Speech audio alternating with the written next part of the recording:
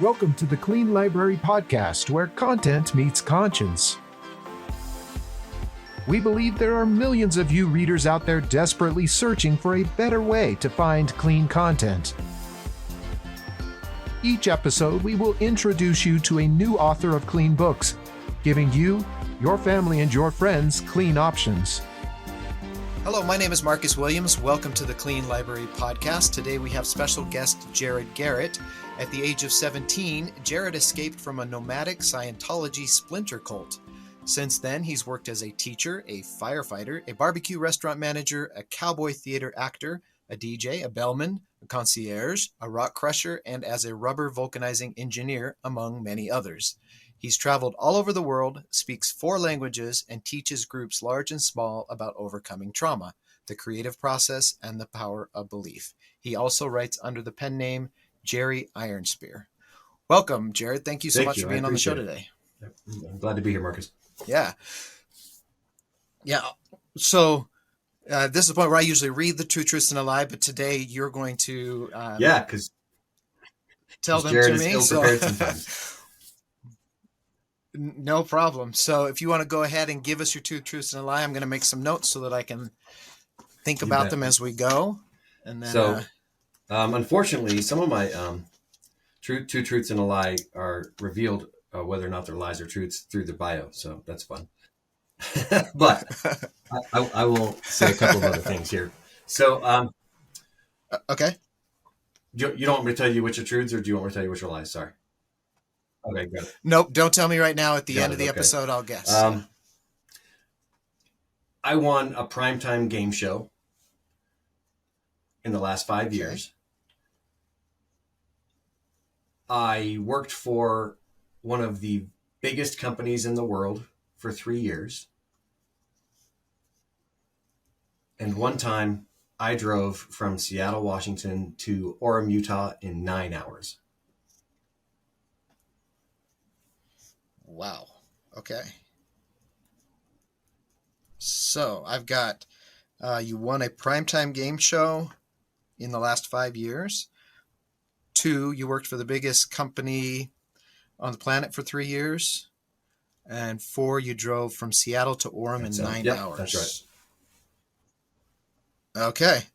All right. We'll see if we can figure those out as we go. All right. So interesting start to life. And you've done a lot of things and you've been a lot of places. How did you end up getting into writing? I mean, that's the big question for writers, right? I think my answer is very similar to almost any writer out there. I grew up loving books. But I can also honestly say that books saved my life. They definitely saved my sanity from the terrible childhood I was experiencing in the cult, which you read in the bio. That was a nomadic thing that moved all over the country for a while. Started in England. It was neglectful, and I never felt like I could trust anybody because I couldn't. So the books were my escape.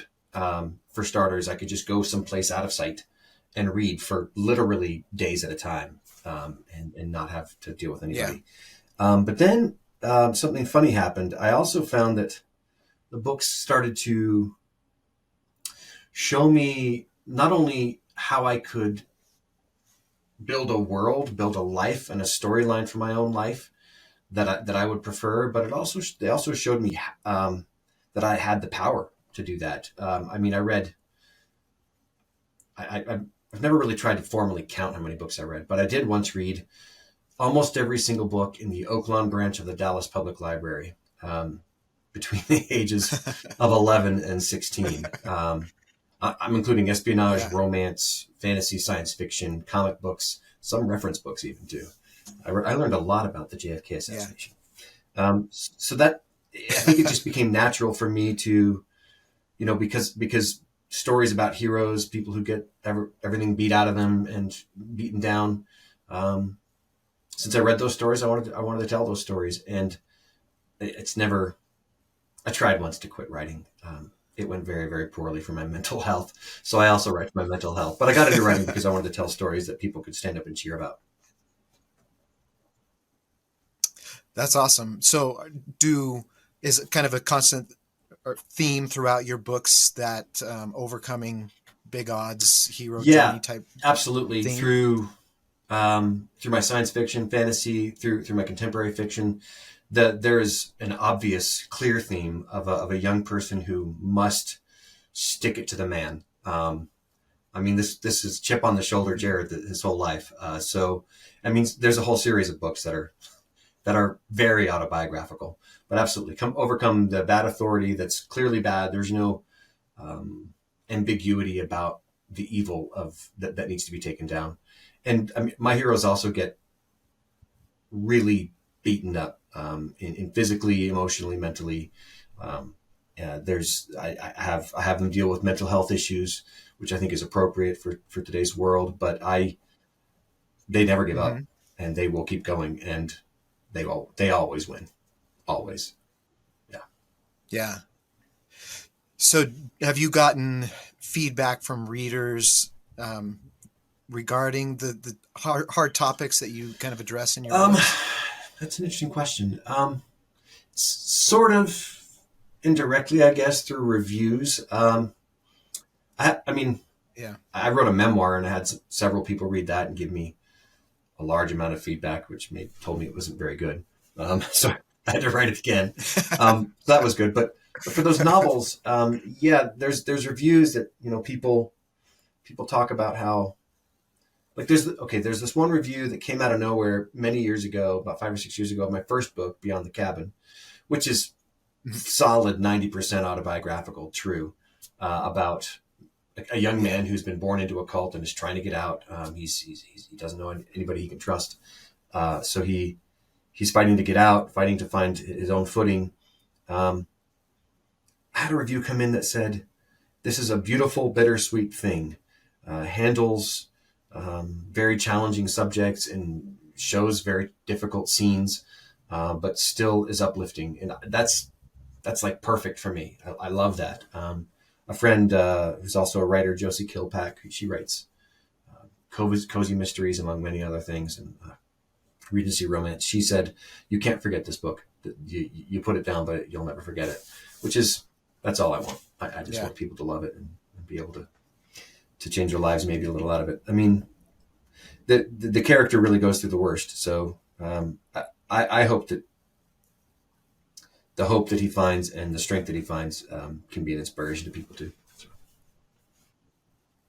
That's awesome. And it's got to be especially rewarding when you can have a purpose behind why you're writing it and the reader gets yeah, that. very And rewarding. And in that's I think that's one of the things actually that led to me expanding on that first book, Beyond the Cabin, and turning it into ultimately a 4 book series that spans almost 5 years of story time.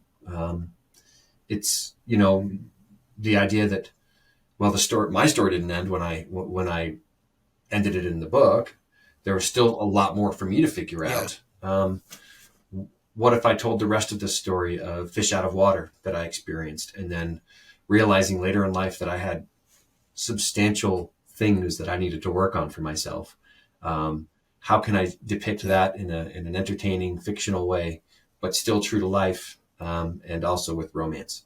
Um, and That was a great challenge because I want to show people real stuff, but also very happy stuff, ultimately.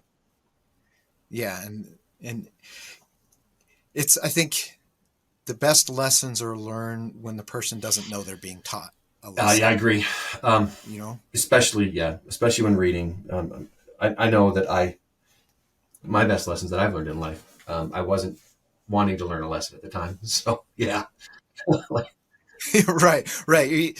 Either it's an experience you don't want to go yeah, through and you're learning from it, or you gain something from a book that you're just so engaged in the story that you don't realize that that story is teaching you something until maybe that situation comes up yeah, in your life, or you have to stop to think about it at some point and go, oh, well, that was actually someone was teaching me when I didn't even know I was yeah. being There's taught. a lot of truth there. I have a particular series of books that I just loved.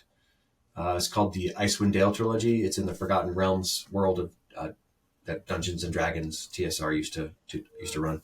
Uh-huh. A guy named Robert A. Salvatore wrote these books. One of my favorite writers. I look back at those books a lot because they are just rock'em sock'em, sword and sorcery, really cool heroes adventures. But I think about the dwarf character and how being a dad was important to him and how he showed that. And I think about the barbarian character, Wolfgar, and how he gave everything for the woman he loved. And the Drow, the dark elf guy, who had deep principles and would live by those principles come what may. And it's 30 years after, it's 35 years after I read those books. And I still remember all that because, I didn't even think about it back then, right? Like you were saying, it's at the time. But today I look back and say, yeah, that was formative for me. So was Bridge to Terabithia, but in a very hurtful way. Very different, yes. I think, that Bridge to Terabithia is a book that I think everybody, you have to experience it in some heavy way, but and it's a little bit different for everyone based on their life and what they've been going through and everything. Yeah, that's an example of a great movie, by the way. The movie based on that book is quite lovely, by the way. Just a little plug there for Kathy. Yeah. It is, which is nice because that's one of those where I really wanted it to be a good movie because like the book is so good. I really wanted it to be a good movie. So at some point you're dealing with a lot of hard topics and difficult experiences. So at some point you made the decision to keep them clean at some level. How did you make that decision, or what went into that? Not to get too grim and dark or reveal too much about myself, but when I was heavy reader, since I don't remember not knowing how to read, and I don't remember not reading voraciously. Right. When I was 12, we had one of our cult kid jaunts in Dallas down to the big public library downtown, and I found a shelf of Stephen King books, and looked at found the biggest one because I had to get big books a lot of the time, or a lot of smaller books. Otherwise I'd be done with my books before we went back to the library. So I got the biggest book I could find, which was It. Yeah. And at 12, I read that book. And it was very engaging and really terrifying for me. But it was also, not clean. There's some scenes in it that I wish that I had not put in my head. So I don't like the effect that had on me, and the way it has stuck in my head is as long as it has. I think I'm being blessed with the gift of forgetfulness as I get older, which is great. But I don't want to be I don't want to put images that people wish weren't in their heads. I want to be somebody who puts something that will always be of value and of something that they can call back on and say, yeah, that's good stuff. I love this image of my main character, throwing himself out of an alcove with two blasters going, sliding across an exploding mezzanine, and then dropping to the ground while he blows all the bad guys out of the sky. That's the kind of image I want to put in somebody's head, not the terribly kind of grotesque stuff that I saw in that book and lots of other things. I read a lot. I was unfiltered in what I read. And a lot of that stuff did stick with me for a while. So I made the choice in 2009 that I wasn't going to write from all the anger that I felt at the way I grew up. I was going to write from all the love that I felt from God, actually, and from my wife, and from what I wanted to do in the world. And then I decided a year or two later that I wasn't actually going to even use anything. I was never going to have any kind of sexual thing. I was also never going to be on the page, limbs flying. And I was never going to really use swear words either. It was just, I was going to write, and it was going to be a challenge, and it was going to be, I was just going to be as clean as I could be while still being true to the story. So there's some off-screen, things that the reader can assume when somebody needs to swear because they're a bad person or they're just having a rough time. I just say they swore. Or in my dystopian, my 2-book dystopian series, I just made up the swear words for that one, which was fun. I have an Ancient American one too, and there's some really fun specific lore there. So their kind of swears or curses are based on their mythologies, and so those aren't swear words in our world. But right, yeah, it was I just felt like I wanted to put more of the good out there than more of the stuff that would drag people down. about 12 years ago. Yeah, that's interesting. Um, that's a much more, well, I, like a very conscious decision making process. And I love the way that you outline that. And I think we forget a lot that whatever we put in our minds is there forever. Yes. And so those choices matter. And the fact that you had that experience as a kid and then made that conscious choice, I find that I appreciate it. It's really cool. I've actually, the intentionality of it all has been important to me. So I was a teacher and then an instructional designer for 23 or 4 years.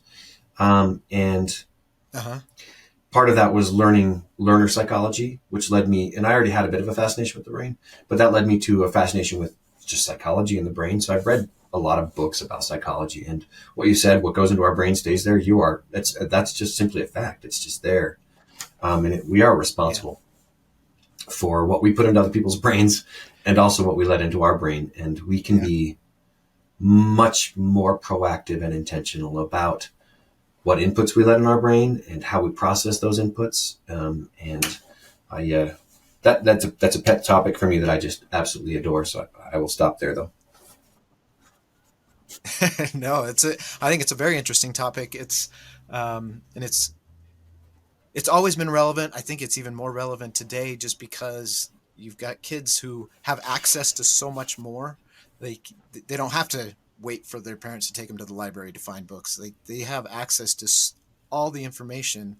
And at least for me, one of the things that we tried to teach our kids was, instead of saying, like, locking them in a cage and saying you can't do this, this, and this, teaching them, acknowledging that they're going to run into stuff in life. They're going to see stuff that they may not want to.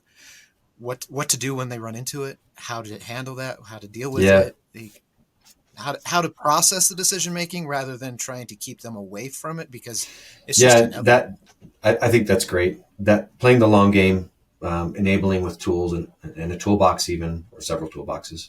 I think that's the way to go. We've had some hits and misses. We have 7 kids. One's adopted. We brought her in when she was 13, and she's been a good handful, a challenging handful. But you can't stop the inputs. You can't stop all that stuff that they have access to. And what's fun is that is when they learn something on the internet, it definitely contradicts and supersedes anything mom or dad has said. No, that one's right. The internet was right. It's this parallel, peer learning that's more valid than the top-down learning, which is like, no, literally twice your age, kid. Helped bring you into the world. It's interesting, but very frustrating at the same time. Interesting in a clinical way. I've been through that. Yeah, right. I've actually been through that experience. I can help you and teach you, and every kid's different. Like, some kids can learn from just me teaching or sharing experiences, and other kids have to learn from experience themselves. Yeah, I mean, there's no getting around it.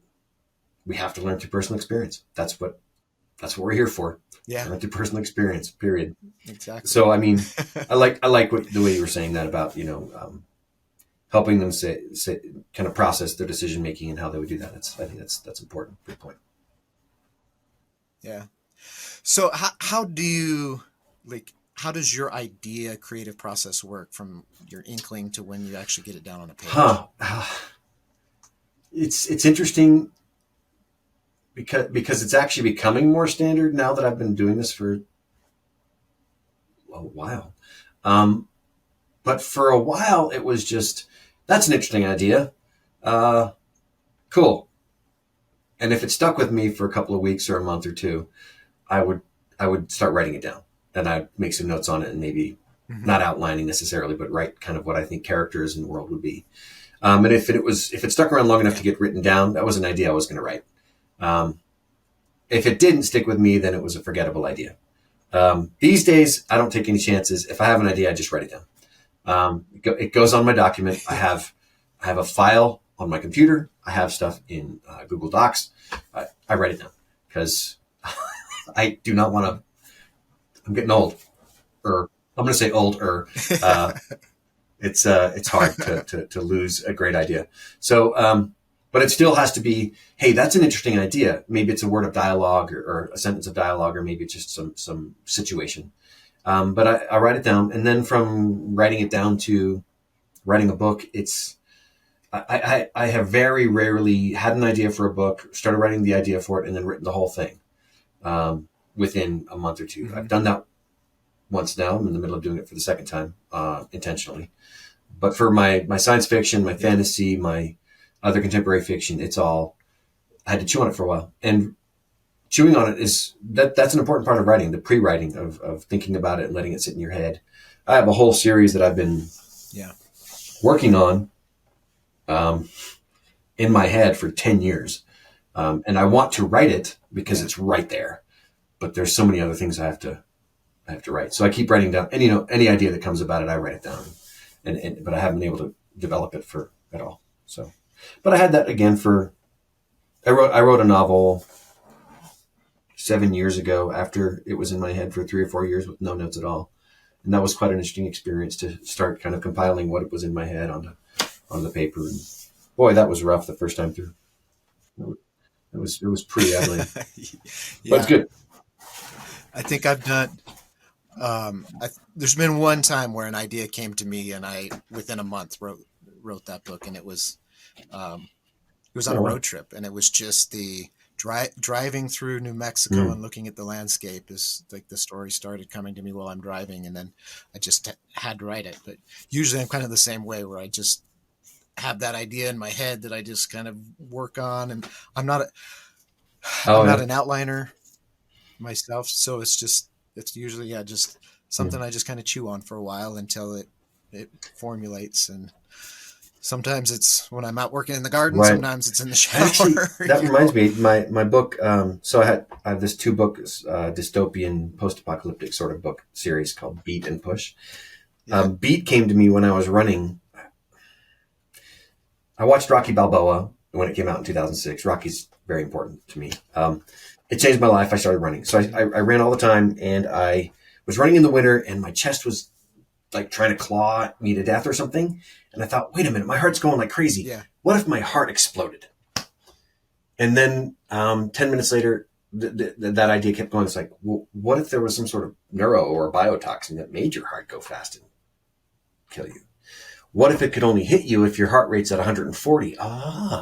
So, I got home and I had the world, and I had a character, and I had some ideas about medical distress that could happen to a heart, and verified those with my father. But yeah, that's how, and then I wrote Beat right away after that. Once I had all those, it was just too fresh to not write down. And you come home and you're like, nobody bothered me. I'm writing. I burst through the door of our tiny little house, and I said, honey, I've got my next bestseller. Which I've never had a bestseller, so I was lying apparently, but it's a good book, very fun. Cool. So, are you self-published, traditionally published, mix? So I started as an independent with my first book, Beyond the Cabin, because 2 years of rewrites from the startup, from the beginning to the end, and then revisions for another year, and then 5 years of being rejected by agents, in which they said, this is strong writing, and this is an intriguing idea. I have no idea how I could sell this, because it's like it's YA, but it's very serious YA, and it's dealt with in a very adult way. It's like, great, thanks. So 5 years later, I was like, I'm not waiting anymore. So I published it myself in 2014. But then I crossed paths with the acquiring editor of a local publisher here in Utah, and we hit it off. So I sent in a book. I sent in Beat, actually, and a couple months later, they got back to me saying they wanted to publish it. So I published with that small publisher for a little bit, but I won't name them because it was a bad situation. They're not somebody I would recommend, and ultimately took all my books back from them. It cost money. Lost a large amount of money on that whole process. So I am fully independent right now, but I have aspirations to not be entirely independent. I have a memoir that is actually good now. And I'd love to get that agented and published, but 200 agents later, with 2 tiny nibbles, Most of them saying, "Hey, you're not really anybody, so we don't really care." Um, and then I have a series that's Old West fantasy, with Cool. dragons and mythological creatures, and I call it the Dragon Scale Posse. It's a bunch of Old West orphans coming together to fight evil. I wrote the first book, and it's real good, real good. Revised it until it was even better, and then I sent it in, and I had a publisher hold on to it for a year and a half. And they're really great. They're just really busy, and it came this close to getting a yes. So I still think that has potential for traditional. I I like running my own show mostly. I just super hate marketing. Mm-hmm. Like I super hate it, and I'm supposed to become friends with it, but it's hard. All the things I say, like you have to learn how to do this. I don't really want to. So I've tried to learn, and I've keep coming this close to success and failing and dropping a little too short. So I think that book deserves greater skill than I currently possess to get out there. Yeah, the marketing thing is tough because I don't. It just seems like authors and marketers are two different species. Yeah, It's but just then there are so some writers who hard. are like, no, I can do this. They got some special Yeah. brain that I'm very jealous of. I have a friend, Bridget Baker. She's an amazing writer. Her works are really good. She writes a ton of stuff like fantasy. She's really doing well in the romance, but she also learned how to market it. She took the classes, and she's an amazing marketer. She's doing really well. And several other friends that are just figuring it out. It's like, wow, okay. Yeah, I haven't paid for any classes, but I've watched a ton of videos and read books and everything, and it's that sit sitting down or waking up in the morning saying, "Okay, I've got to post on TikTok today," and I just don't want to. Yeah, Like yeah, it's so I depressing. don't want to.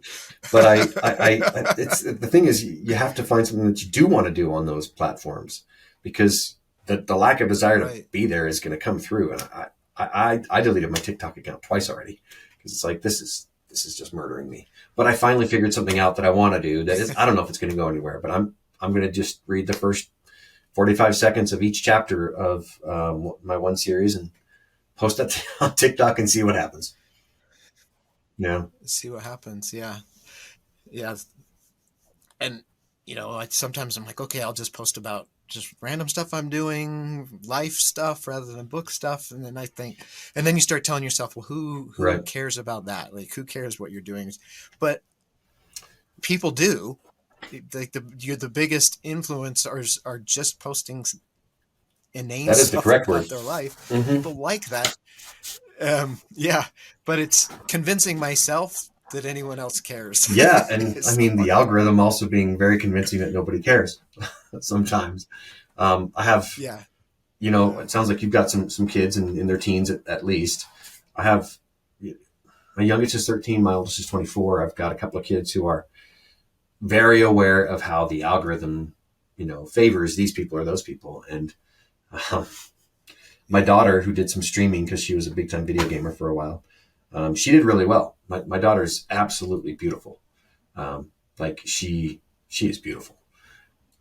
I am not a beautiful yeah, person. Inside, maybe I have a nice spirit or something like that. But I don't have the classics, face or anything that's attractive. So the algorithm doesn't care about my face. yeah. I've got a neighbor who Really? figured it out, and so I talked to him for a while. He's not an author, but he figured it out, and he gets Oh my thousands of views gosh. on every video. And so I sat down with him and talked to him about it, and he told me, "This is what you got to do. This is what you got to do," and it was overwhelming. And I tried one of his tricks, and that was probably Oh, one of the nice. best videos so far. But I couldn't. I'm like, I can't keep doing. I'm not interested in this at all. I can't keep just Yeah. posting those It's an videos. interesting thing. I mean, I read a book called Real Artists Don't Starve by Jeff Goins, I think, or Goins. I don't know how to say his name.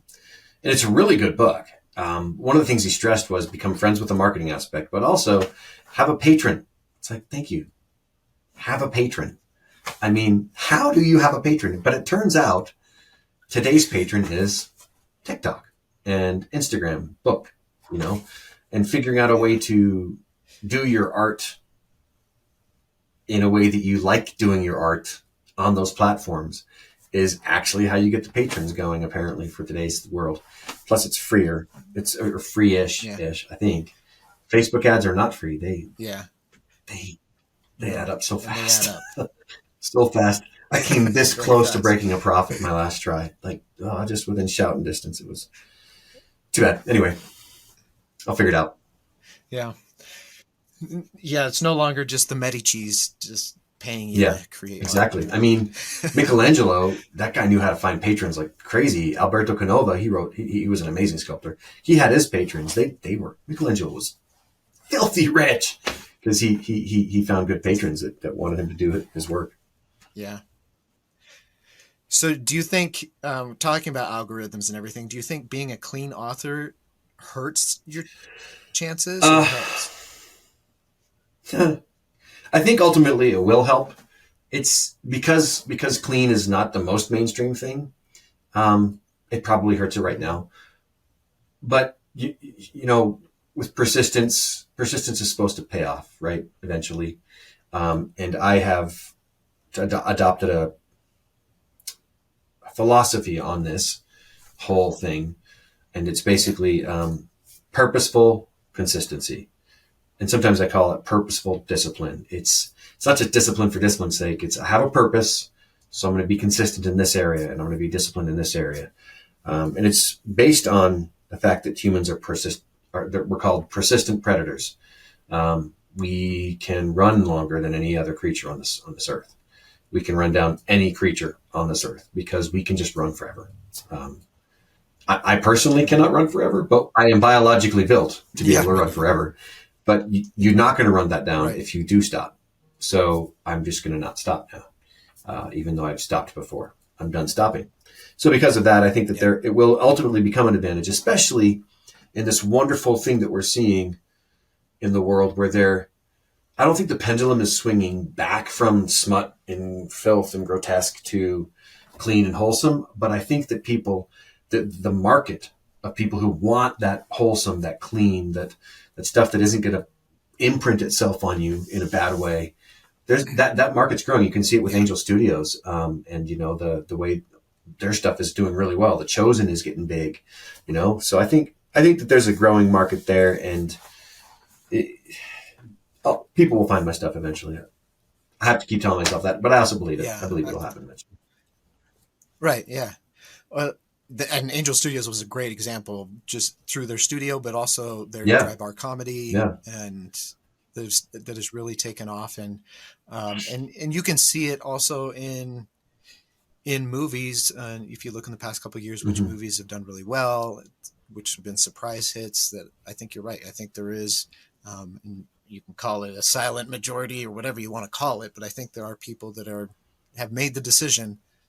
We're no longer going to put up with the status quo of, consuming what they tell us to consume. We want to choose. I think as these platforms and these media, these content producers, as they start to realize that, or as they have begun to realize that, I think that we get more diversified content and better stories and stuff like that.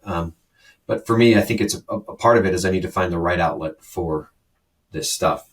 The outlet is not Netflix. Netflix is going to Netflixify almost everything. There's very little on Netflix that I want to watch right now.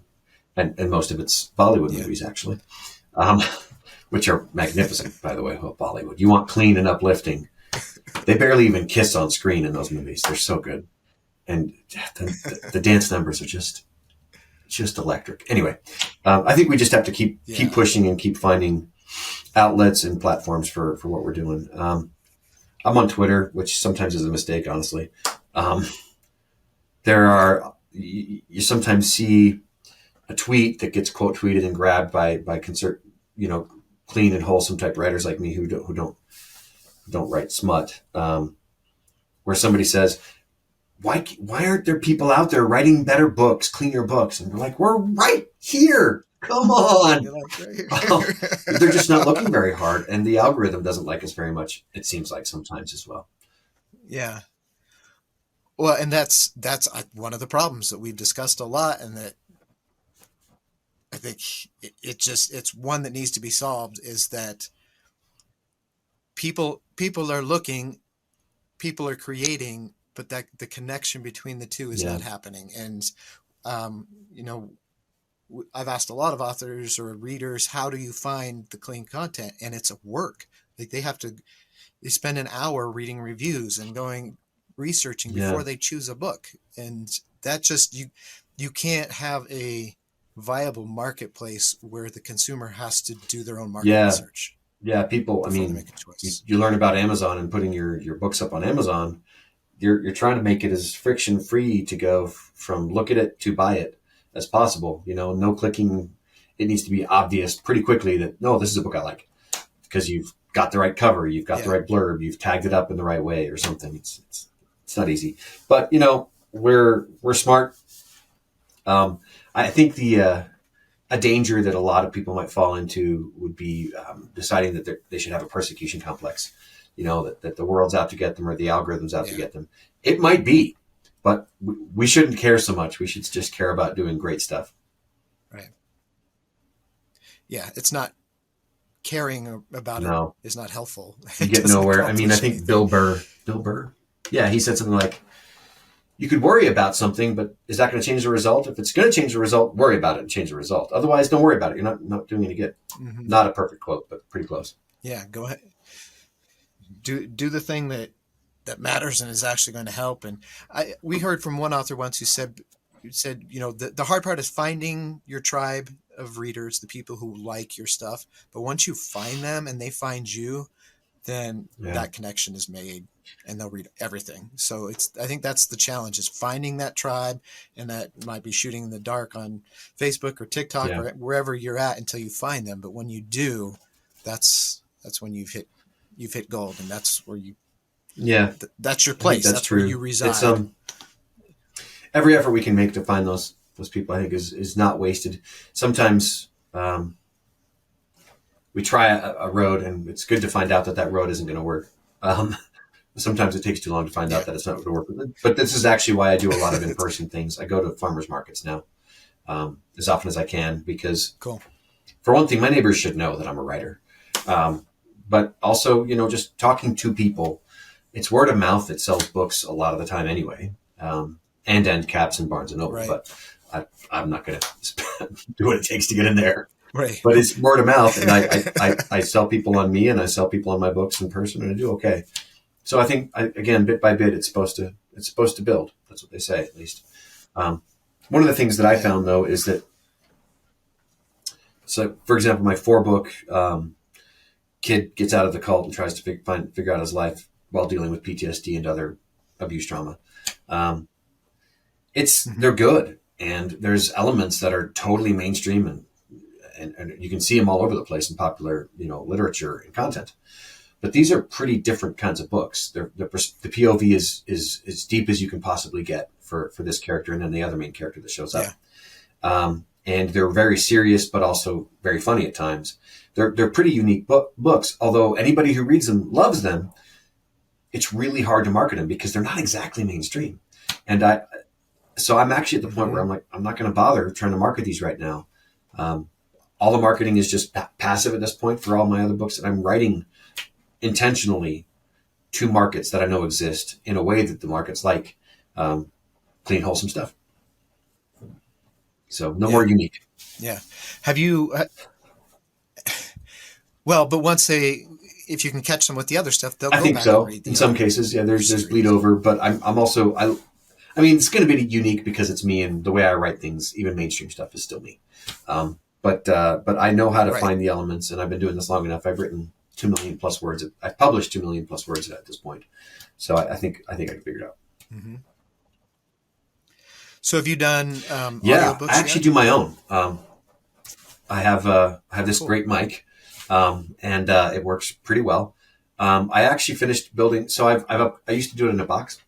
Put my microphone in a padded box, and then I used a painter's drop cloth to make kind of a booth, but I actually have made a real sound booth that I can set up in here in about 5 minutes. And I do my own audiobooks, and I've got 5 of them done, and I have 5 to go. I like it a lot. I don't know how to market audiobooks, so I don't sell many, but they're there. Yeah, Yeah, they're fun to do. I kind of did the same thing. I built a little that's booth that awesome. goes up behind me when I set up. So, and then I'm also down in the basement and have Oh, in that the helps. quietest room in the I'm house. upstairs, and I have a window right So there. So until my neighbor's dog yeah, moved, it was hard to record things for about a year and a half. So I'm way behind, and it was actually almost entirely because of the dog. So, but I'll get there. I'll get there. yeah. It is. It's a lot of fun to do, especially once you get Yeah. once you get the setup and once you figure out your editing process and all that. I think the hardest thing for me doing it is my voice. I can only do Right. so much a day, and I want to do more, but my voice, like, I can hear it Right. start to change, and so I have to Yeah. stop.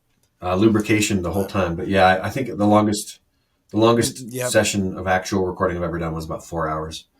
Um, yeah, that's pretty good. I was pushing it a little bit, but I was anxious to get that book done. I mean, it's a muscle like anything else. So the more you do it, the stronger Yeah, I it mean, gets, and the longer I you let it go. But my favorite audiobook narrator is Bronson Pinchot. He's Balky Bartokomous from Perfect Strangers from back when I was very young. Um, yeah, he's also Serge in the Beverly Hills Cop movies. Anyway, he's so fun. He's an amazing audiobook narrator. I mean, he's flawless. I've never found any errors in what he does or in any skips or anything. And sometimes yeah, wondered now, is he just doing this for 8 hours a day, 10 hours a day? Because it just seems so fluid and so smooth, but also incredibly intentional. His voices are just consistent. He is great, absolutely great. yeah. There are a number of narrators where I will listen to a book by them, no matter who Yeah, the author Bronson is. Pinchot, he's great. He's my guy. Yeah, He's the guy.